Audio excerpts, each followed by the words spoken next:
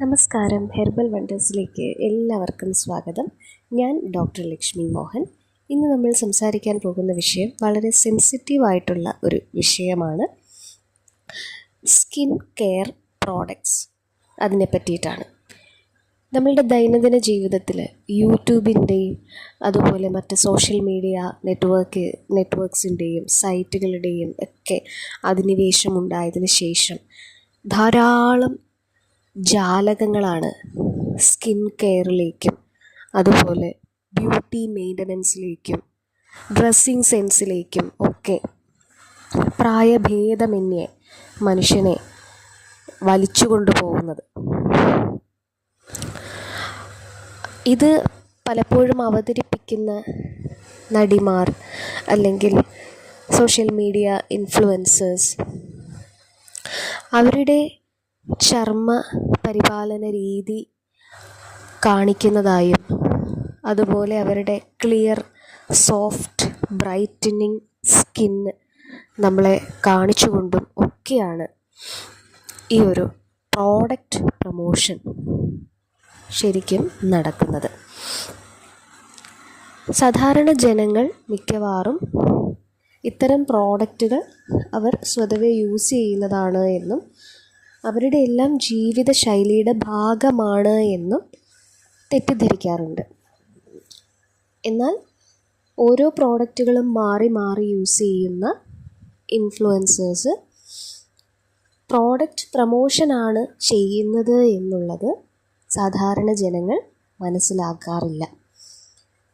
അവരെപ്പോഴും ആ വീഡിയോകൾ കണ്ട് വിശ്വസിക്കുന്നത് അത്തരം പ്രോഡക്റ്റുകൾ അവരുടെ ജീവിതത്തിൻ്റെ ഭാഗമായതുകൊണ്ടാണ് അവരുടെ സ്കിന്നിന് ഇത്രയും ബ്രൈറ്റ്നസ്സും ഹെൽത്തും എല്ലാം ഉള്ളത് എന്നുള്ളതാണ്. യാഥാർത്ഥ്യത്തിലേക്ക് കടന്നു വരാൻ മലയാളികൾക്ക് സ്വതവേ ഒരല്പം വിമ്മിഷ്ടമുണ്ട്. പലപ്പോഴും താൻ പിടിച്ച മുയലിന് 4 കൊമ്പ് 8 കൊമ്പ് എന്നല്ല ആരോഗ്യകാര്യത്തിൽ വളരെയധികം വാശി പിടിക്കാറുള്ള ഒരു ജനത തന്നെയാണ് മലയാളികൾ. അതിൻ്റെ ഉദാഹരണമാണ് സൺഫ്ലവർ ഓയിൽ എന്ന ഒരു വിവാദം വളരെ വർഷങ്ങൾക്ക് മുൻപ് കേരളത്തിൽ ഉടലെടുത്തത്. അതിനെപ്പറ്റി ശ്രോതാക്കളിൽ ചിലർക്കെങ്കിലും അറിയാമായിരിക്കും. അതായത് സൺഫ്ലവർ ഓയിൽ ഹൃദയ ആരോഗ്യത്തിന് നല്ലതാണ് എന്നും കോക്കനട്ട് ഓയിൽ കൊളസ്ട്രോൾ വർദ്ധിപ്പിക്കുമെന്നുള്ളതായിരുന്നു ആ ഒരു പരസ്യ പ്രചാരണം. അതിൻ്റെ ഭാഗമായി കേരളത്തിലെ ധാരാളം വീടുകളിൽ സൺഫ്ലവർ ഓയിൽ ഒരു മുഖ്യ ഭക്ഷ്യ എണ്ണയാവുകയും കോക്കനട്ട് ഓയിലിൻ്റെ ഉപയോഗം കുറച്ചു കൊണ്ടുവരികയും ചെയ്തിരുന്നു. കൊളസ്ട്രോൾ വരും എന്നുള്ളത് പേടിച്ച് വെളിച്ചെണ്ണയും തേങ്ങയും ഒക്കെ മാറ്റി നിർത്തിയിരുന്ന ഒരു കാലം, മുന്തിയ വീടുകളിലെല്ലാം തന്നെ സൺഫ്ലവർ ഓയിൽ ഒരു ആഡംബര സൂചകമായൊക്കെ ഉപയോഗിച്ചുകൊണ്ടിരുന്ന ഒരു കാലം ഉണ്ടായിരുന്നു. ഇപ്പോഴും അത് പിന്തുടരുന്ന ധാരാളം വീടുകൾ ഉണ്ട്. ഇപ്പോഴീയിടെയായിട്ട് കോക്കനട്ട് ഓയിലിൻ്റെ ഹെൽത്ത് ബെനിഫിറ്റ്സ്, അത് ആട്ടിയ എണ്ണയുടെയും അതുപോലെ തന്നെ വിർജിൻ കോക്കനട്ട് ഓയിലിൻ്റെയും തേങ്ങയുടെയും എല്ലാം ഉപയോഗത്തിൻ്റെ ഗുണങ്ങൾ വിദേശ രാജ്യങ്ങളിൽ നടത്തിയ പഠന ഫലങ്ങൾ മുഖേനയാണ് മലയാളികൾ വീണ്ടും അടുത്തറിയുന്നത്. അതിനുശേഷം കോക്കനട്ട് ഓയിലിൻ്റെയും തേങ്ങയുടെയും ഒക്കെ ഉപയോഗം നല്ല രീതിയിൽ തന്നെ കേരളത്തിൽ പുനഃസ്ഥാപിക്കപ്പെടുകയും തേങ്ങയുടെയും വെളിച്ചെണ്ണയുടെയും ഒക്കെ ഉപയോഗവും വിലയും കൂടുകയും ചെയ്തു. അതിനോടനുബന്ധിച്ച് തന്നെ തേങ്ങയുടെ മൂല്യവർദ്ധിത ഉൽപ്പന്നങ്ങളുടെ വിപണനവും കേരളത്തിൽ കൂടി എന്നുള്ളത് നമുക്ക് കാണാവുന്നതാണ്. ഇപ്പോൾ 400 രൂപയ്ക്ക് മേലെ ലിറ്ററിന് വെളിച്ചെണ്ണയ്ക്ക് വില ആയിക്കഴിഞ്ഞു. അപ്പോൾ പല കാര്യങ്ങളിലും മലയാളികൾ വളരെ സ്ലോ ആണ് തങ്ങളുടെ കാഴ്ചപ്പാടുകൾ മാറ്റുവാൻ എന്നുള്ളത് ഒരു ഉദാഹരണമാണ് ഞാൻ ഈ വെളിച്ചെണ്ണയുടെ സൺഫ്ലവർ ഓയിലിൻ്റെ കഥ പറഞ്ഞത്. അതുപോലെ തന്നെയാണ് ഇപ്പോൾ സ്കിൻ കെയർ പ്രോഡക്ട്സിൻ്റെ പിന്നാലെ പോകുന്ന മലയാളികളുടെ കാര്യവും. ഓരോ വ്യക്തികൾക്കും ഓരോ തരത്തിലുള്ള സ്കിൻ ആണ് ഉള്ളത്. ചിലരുടേത് ഓയിലി ആയിരിക്കും, ചിലരുടേത് സമ്മിശ്രമായിരിക്കും, കുറച്ച് ഓയിലും കുറച്ച് ഡ്രൈയും ഒക്കെ ആയിരിക്കും. ചിലരുടേത് വളരെയധികം സെൻസിറ്റീവായിരിക്കും, ചിലരുടേത് വെയിലത്തിറങ്ങിയാൽ പെട്ടെന്ന് തന്നെ നിറം മങ്ങുന്ന സ്കിന്നായിരിക്കും. അതിന് വെളുപ്പ് കറുപ്പ് എന്നൊന്നുമില്ല. പ്രധാനമായും പണ്ട് കാലങ്ങളിൽ സ്കിന്ന് മുഖചർമ്മം വെളുപ്പിക്കുവാൻ വേണ്ടിയിട്ട് എന്നുള്ള പരസ്യത്തിൽ വന്നിട്ടുള്ള ധാരാളം ക്രീമുകൾ ഇന്ന് വിപണിയിൽ അധികം പറഞ്ഞു കേൾക്കാത്ത പല ക്രീമുകളുമായി ഇപ്പോഴത് പല ക്രീമുകളിൽ ഒന്നായി മാറിയിരിക്കുകയാണ് ഇപ്പോഴത്. പക്ഷേ ആ ഒരു ചിന്താഗതിയൊക്കെ ആയിരിക്കാം നമ്മളുടെ പ്രത്യേകിച്ച് സ്ത്രീജനങ്ങൾ വെളുപ്പാണ് സൗന്ദര്യത്തിൻ്റെ യഥാർത്ഥ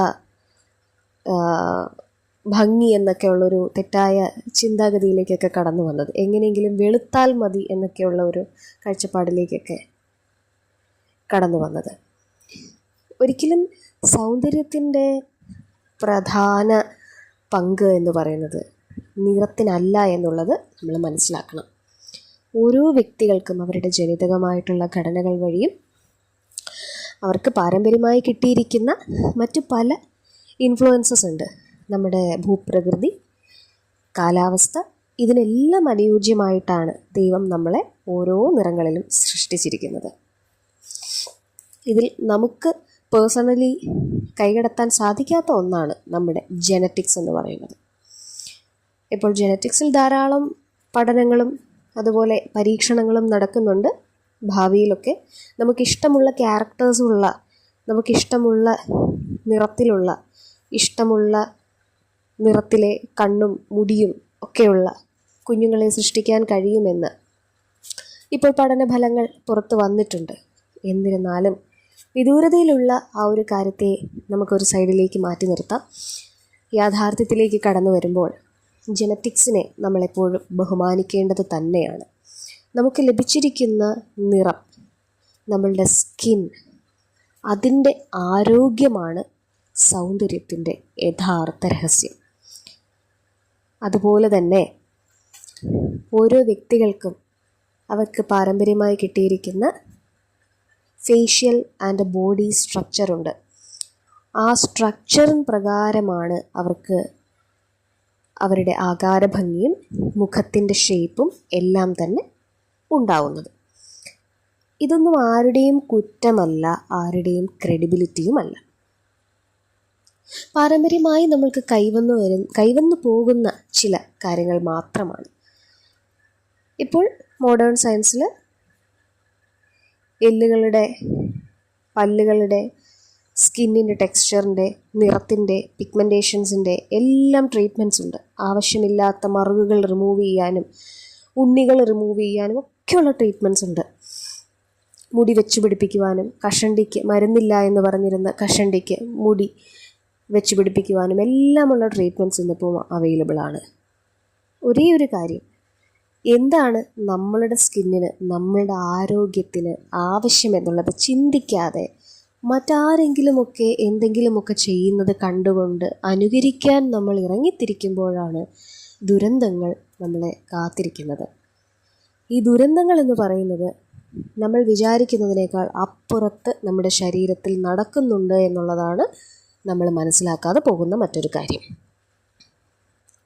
ഇന്നിപ്പോൾ ചെറിയ പ്രായത്തിലുള്ള കുഞ്ഞുങ്ങൾ, ജനിച്ചു വീഴുന്ന കുഞ്ഞുങ്ങൾക്ക് മുതലേ തൈറോയ്ഡ് പ്രോബ്ലംസ് കണ്ടുവരുന്നുണ്ട്. അതുപോലെ തന്നെ ധാരാളം ഹോർമോൺ റിലേറ്റഡ് ആയിട്ടുള്ള പ്രശ്നങ്ങൾ. ചെറിയ പ്രായത്തിൽ തന്നെ പെൺകുട്ടികൾക്കൊക്കെ തൈറോയിഡാണ്. ചെറിയ പ്രായത്തിൽ പെൺകുട്ടികൾ മെനാർക്കി അച്ചീവ് ചെയ്യുന്നു. ഇതെല്ലാം ഹോർമോണൽ ഇൻഫ്ലുവൻസ് കൊണ്ടാണ്. സ്കിന്നിൻ്റെ പുറത്ത് നമ്മൾ ഉപയോഗിക്കുന്ന എല്ലാ വസ്തുക്കൾക്കും ശരീരത്തിലേക്കും കടന്നു ചെല്ലുവാനുള്ള സാധ്യത ഉണ്ട്. അത് സത്യമാണ് എന്നുള്ളത് ധാരാളം പഠനങ്ങൾ തെളിയിച്ചു വച്ചിട്ടുള്ളൊരു കാര്യമാണ്. എന്ത് നമ്മൾ നമ്മളുടെ സ്കിന്നിൽ ഉപയോഗിക്കുന്നു എന്നുള്ളത് നമ്മൾ അതിനെപ്പറ്റി പഠിച്ചിട്ടാണോ നമ്മൾ ഉപയോഗിക്കുന്നത് എന്നുള്ളത് ചിന്തിക്കണം. തീർച്ചയായിട്ടുമല്ല. ഒരു സോപ്പ് ഉപയോഗിക്കുമ്പോൾ അതിൻ്റെ ഇൻഗ്രീഡിയൻസ് നോക്കുന്നതിന് TFM നോക്കുന്നവർ എത്ര പേരുണ്ട്? പൗഡർ ഉപയോഗിക്കുമ്പോൾ അതിൽ ടാൽക്കാണ്, അത് നമ്മളുടെ ചർമ്മത്തിലെ സുഷിരങ്ങളെ അടയ്ക്കുകയാണ് ചെയ്യുന്നത് എന്നും അത് തുടർച്ചയായി ഉപയോഗിക്കുമ്പോൾ പിമ്പിൾസ് മുതലായ കാര്യങ്ങളും സ്കിന്നിലെ ഇൻഫ്ലമേഷൻസും കുരുക്കളും എല്ലാം വരുമെന്നും ഉള്ളതൊന്നും നമ്മൾ മനസ്സിലാക്കാതെ അല്ലെങ്കിൽ മനസ്സിലാക്കിക്കൊണ്ട് അതറിഞ്ഞുകൊണ്ട് നമ്മൾ ഉപയോഗിക്കുകയാണ്. എന്താണ് ഇൻഗ്രീഡിയൻസ് എന്നോ അത് വായിക്കാനോ അതിനെ നമ്മളുടെ വിരൽത്തുമ്പിൽ ഗൂഗിളുണ്ട്, അതിൻ്റെ പാർശ്വഫലങ്ങളെ പറ്റിയോ ഒക്കെ ഒന്ന് നോക്കുവാനോ പഠനഫലങ്ങളെപ്പറ്റി നമുക്കൊന്ന് വിശദമായി പഠിക്കുവാനോ ഒന്നും നമ്മൾ മുൻകൈ എടുക്കാതെ പല ഇൻഫ്ലുവൻസേഴ്സിൻ്റെയും വീഡിയോസ് കണ്ട് നമ്മൾ ഓരോ സ്കിൻ കെയർ പ്രോഡക്ട്സുകളും മാറി മാറി പരീക്ഷിക്കുകയാണ്. ഇതിലെല്ലാം അടങ്ങിയിരിക്കുന്ന ഫോമാൽഡിഹൈഡും അതുപോലെ ഹെവി മെറ്റൽസും മുതലായിട്ടുള്ള ധാരാളം കെമിക്കൽസ് നമ്മളുടെ ബ്ലഡ് സ്ട്രീമിലേക്ക് കടക്കുകയും നമ്മളുടെ ആന്തരിക അവയവങ്ങളിൽ അത് ധാരാളം പ്രശ്നങ്ങൾ ഉണ്ടാക്കുകയും ചെയ്യുന്നുണ്ട് എന്നുള്ളത് 100% ഉറപ്പുള്ള ഒരു യാഥാർത്ഥ്യമാണ്. അത് നമ്മളെ മാത്രമല്ല നമ്മളുടെ ജെനറ്റിക്സിനെയും അതുപോലെ തന്നെ നമ്മളുടെ അടുത്ത തലമുറയെയും ബാധിക്കുന്നു എന്നുള്ളതും നഗ്ന സത്യമാണ്. ഇന്നിപ്പോൾ ആശുപത്രി വാസത്തിൽ പോലും ആളുകൾ മേക്കപ്പും ലിപ്സ്റ്റിക്കും, വീട്ടിൽ നിൽക്കുമ്പോൾ തന്നെ മേക്കപ്പും ലിപ്സ്റ്റിക്കും, ഇങ്ങനെയൊക്കെയുള്ള ഒരു രീതിയിലേക്ക് നമ്മളുടെ പുതുതലമുറ മാറിക്കൊണ്ടിരിക്കുകയാണ്. കുളിച്ച ഉടനെ തന്നെ ഡിയോഡറൻറ്റും പെർഫ്യൂമും അതിൻ്റെ കണ്ടൻറ്റ് എന്താണെന്ന് പോലും നോക്കാതെ ആംപിറ്റിൽ, കക്ഷത്തിൽ ധാരാളമായി അങ്ങ് സ്പ്രേ ചെയ്യുകയാണ്. അതുപോലെ വളരെ സെൻസിറ്റീവായിട്ടുള്ള കഴുത്തിൻ്റെ ഇരുവശങ്ങളിലും മടിബന്ധത്തിലും എല്ലാം തന്നെ സ്പ്രേ ചെയ്യുകയാണ്. ഇതിലെല്ലാം അടങ്ങിയിരിക്കുന്ന ദോഷകരമായ ഇഫക്ട്സ് ഉള്ള കെമിക്കൽസ് നമ്മളുടെ ശരീരത്തിലേക്ക് കയറുകയും പലതും ആൻറ്റി പെർസ്പിറൻസ് ആണ്. നമ്മളെ സ്വെറ്റ് ഗ്ലാൻസിനെ പ്രവർത്തനരഹിതമാക്കുന്ന രീതിയിൽ പ്രവർത്തിക്കുന്ന ധാരാളം സ്പ്രേകളുണ്ട്. അപ്പോൾ അതെല്ലാം ഉപയോഗിക്കുമ്പോൾ കൂടുതലായി വിയർക്കുന്നത് തടയാൻ സാധിക്കും എന്നൊക്കെയാണ് ഉപയോഗിക്കുന്നവർ അവകാശപ്പെടുന്നത്. പക്ഷേ അതുമൂലമുണ്ടാകുന്ന ഹെൽത്ത് റിസ്കുകൾ നിങ്ങളുടെ ലിവറിനെയും കിഡ്നിയെയും നിങ്ങളുടെ മറ്റ് ആന്തരിക അവയവങ്ങളെയും എല്ലാം തന്നെ ബാധിക്കുന്നുണ്ട് എന്നും നിങ്ങളുടെ ഹോർമോണൽ ഇംബാലൻസ്, നിങ്ങളുടെ മൂഡ് സ്വിങ്സ്, സ്ത്രീകളാണെന്നുണ്ടെങ്കിൽ അവരുടെ പീരിയഡ് ടൈമിലുള്ള പ്രശ്നങ്ങൾ, ഫൈബ്രോയിഡ്സ്, സിസ്റ്റുകൾ, ബ്രസ്റ്റ് ക്യാൻസർ, അതുപോലെ ഉറക്കമില്ലായ്മ, ചിന്തിക്കുമ്പോഴുണ്ടാവുന്ന പ്രശ്നങ്ങൾ, ഇങ്ങനെ ധാരാളം പ്രശ്നങ്ങൾ ഈ വക വസ്തുക്കളുടെ ഉപയോഗം കൊണ്ട് ഉണ്ടാവുന്നുണ്ട് എന്നുള്ളത് നമ്മൾ തീർച്ചയായിട്ടും മനസ്സിലാക്കിയിരിക്കേണ്ട ഒരു കാര്യമാണ്. നെയിൽ ആർട്ട് അതുപോലെ തന്നെ വളരെ വളരെ പ്രസിദ്ധി ആർജിച്ചുകൊണ്ടിരിക്കുന്ന ഒന്നാണ് ഇപ്പോൾ നെയിൽ ആർട്ട്. നെയിലുള്ളവർ അതിൽ നെയിൽ പോളിഷ് തേക്കുന്നു, ഒന്ന് മങ്ങുമ്പോൾ അതിനെ വീണ്ടും മായ്ച്ച് അടുത്തതിടുന്നു. അങ്ങനെ പലവിധം ആയിട്ടുള്ള കളറുകളിൽ, അതും ചെറിയ വിലയ്ക്കൊക്കെ ഇപ്പോൾ കിട്ടുന്നുണ്ട്. 10 രൂപ 15 രൂപയ്ക്കൊക്കെ ഇപ്പോൾ പല നിറങ്ങൾ അവൈലബിൾ ആണ്. അപ്പോൾ വളരെ വളരെ ഹാംഫുൾ ആയിട്ടുള്ള കെമിക്കൽസ് അടങ്ങിയിട്ടുള്ള ഇത്തരം നെയിൽ പോളിഷുകൾ സ്ഥിരമായി ഉപയോഗിക്കുന്നത് വഴി നിങ്ങളുടെ ഇൻറ്റേർണൽ ഓർഗൻസിനും അത് പ്രശ്നമുണ്ടാക്കുന്നുണ്ട് എന്നുള്ളത് എത്ര പേർക്കറിയാം. ചില ആയുർവേദ മരുന്നുകൾ പണ്ട് കാലങ്ങളിൽ മുതൽ തന്നെ നഖത്തിൻ്റെ പുറത്താണ് ഉപയോഗിക്കുന്നത്. നഖത്തിൻ്റെ പുറത്ത് തേക്കുന്ന ആ മരുന്ന് ആന്തരികമായി തന്നെ ചെന്ന് പ്രവർത്തിച്ച് ദിവസങ്ങൾക്കുള്ളിൽ 10-21 ദിവസങ്ങൾക്കുള്ളിൽ തന്നെ രോഗശാന്തി ഉണ്ടാക്കിയിരുന്നതായി നമുക്ക് അറിവുള്ള കാര്യമാണ്. ഇപ്പോഴും അതറിയാവുന്നവരും ചെയ്യുന്നവരുമായിട്ടുള്ള പാരമ്പര്യ ഡോക്ടേഴ്സുണ്ട്, പാരമ്പര്യമായ അറിവുകൾ പകർന്നു കിട്ടിയിട്ടുള്ള ഡോക്ടേഴ്സുണ്ട്. അപ്പോൾ നിങ്ങൾ അത് മാത്രം ഒന്ന് ചിന്തിച്ച് നോക്കൂ. നമ്മൾ എന്ത് നഖത്തിൻ്റെ പുറത്ത് അപ്ലൈ ചെയ്താലും അതിന് ശരീരത്തിലൊരു ഇഫക്റ്റ് ഉണ്ട്. ധാരാളം ആളുകൾക്ക് ഇപ്പോൾ ബേബീസിൻ്റെ കുഞ്ഞുങ്ങളുടെ നഖവും നിങ്ങളുടെ നഖവും ഒന്ന് ശ്രദ്ധിച്ച് നോക്കണം. നിങ്ങൾ ഇടത് കൈയിൽ മാത്രമാണ് നെയിൽ പോളിഷ് ഉപയോഗിക്കുന്നതെങ്കിൽ വലത് കൈയുടെ നഖത്തിൻ്റെ ടെക്സ്ചർ എന്താണെന്നുള്ളത് നോക്കണം. അങ്ങനെ വരുമ്പോൾ ഏത് വിരലുകളാണ് ആരോഗ്യമായിട്ടിരിക്കുന്നതെന്നുള്ളത് നിങ്ങൾക്ക് മനസ്സിലാക്കാൻ സാധിക്കും. അപ്പോൾ ഇതെല്ലാം കെമിക്കൽസിൻ്റെ ഒരു കലവറയാണ് എന്നുള്ളതും അത് ആരോഗ്യത്തെ വളരെ വളരെ ദോഷകരമായി ബാധിക്കുന്നുണ്ട് എന്നുള്ളതും മനസ്സിലാക്കി തന്നെ വേണം ഓരോ സാധനങ്ങളും നിങ്ങളുടെ ശരീരത്തിൽ ഉപയോഗിക്കാൻ വേണ്ടിയിട്ട്. അപ്പോൾ ഇത്ര സമയം ഞാൻ പറഞ്ഞ ഈ കാര്യങ്ങൾ നിങ്ങൾക്ക് ഉപകാരപ്രദമായി എന്ന് ഞാൻ വിശ്വസിക്കുകയാണ്. ഇതിൻ്റെ സെക്കൻഡ് പാർട്ട് അടുത്ത ദിവസം ഞാൻ ഇടുന്നതായിരിക്കും. എന്തൊക്കെ രീതിയിലാണ് സ്കിൻ കെയർ പ്രോഡക്റ്റ്സ് നിങ്ങൾ തിരഞ്ഞെടുക്കാനുള്ളത്, ഈ സ്കിൻ കെയർ പ്രോഡക്ട്സിൻ്റെ ബദലായി ഉപയോഗിക്കാൻ സാധിക്കുന്ന നാച്ചുറലായിട്ടുള്ള എന്തെല്ലാം സാധനങ്ങൾ നമുക്ക് അവൈലബിൾ ആണ് എന്നുള്ളതിനെ പറ്റിയൊക്കെ അടുത്ത വീഡിയോയിൽ വളരെ വിശദമായി പറഞ്ഞു തരുന്നതായിരിക്കും. അപ്പോൾ വീഡിയോ ഇഷ്ടമായ ലൈക്ക് ചെയ്യുക, ഷെയർ ചെയ്യുക, സബ്സ്ക്രൈബ് ചെയ്യുക. അപ്പോൾ വീണ്ടും കാണാം. നന്ദി.